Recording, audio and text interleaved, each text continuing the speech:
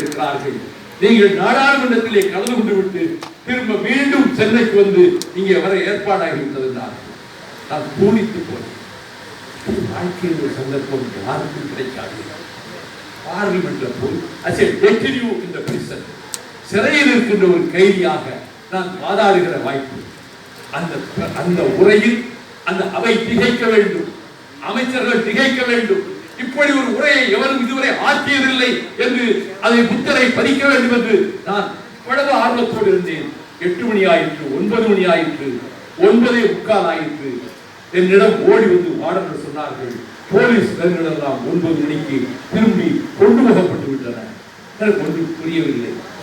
Superintendent, மனிதாபிமானமிக்க superintendent, கைதிகளை கண்ணியத்தோடும் மனிதநேயத்தோடும் நடத்துகிற superintendent, சிறை கண்காணிப்பாளர் ராமச்சந்திரன், அவர் என் அறை வாசலில் வந்து இருந்தார்.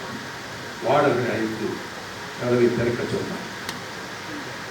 வாடிய முகத்தோடு வந்திருந்தார். கதவு திறக்கப்பட்டது. என்னை கையோடு ஒரு கையை பற்றியவாறு அழைத்துக் கொண்டு அவர் அறை ஒரு 300 மீட்டர் தொலைவில் இருக்கிறது. நடந்தே பேசிக் கொண்டு வந்தார். ரொம்ப வருத்தமா இருக்கு சார்.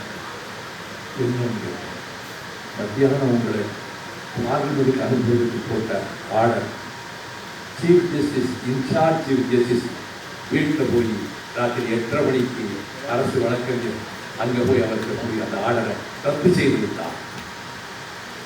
சர்வூக்கர் சீஃப் ஜஸ்டிஸ் இன்சார்ஜ் அவரிடம் முதலமைச்சருடைய ஏவுதலின் பேரில் வழக்கறிஞர் மதியம் போட்ட தீர்ப்பை ரத்து செய்து விட்டார்கள்.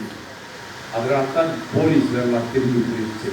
இது எப்படி ஒன்று சொல்றது தகவல் எனக்கு ரொம்ப கவலையா போயிடுச்சு. அதான் நான் நேராக வந்தேன். வருத்தப்படாது சார். வாழ்க்கையில் எத்தனையோ சம்பவங்களை நான் பார்த்துருக்கேன். எத்தனையோ இழிவுகள், இழப்புகள், இடிச்சொற்கள், படிச்சொற்கள், துரோகங்கள், ஏமாற்றங்கள் எல்லாத்தையும் கடந்த வாழ்க்கை என்னுடைய வாழ்க்கை.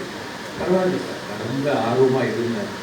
இந்த வாழ்க்கை போயிடுச்சு, பரவாயில்லை என்று சொல்லிவிட்டு நான் திரும்ப செல்ல கொண்டு போய் கூட்டினார்கள்.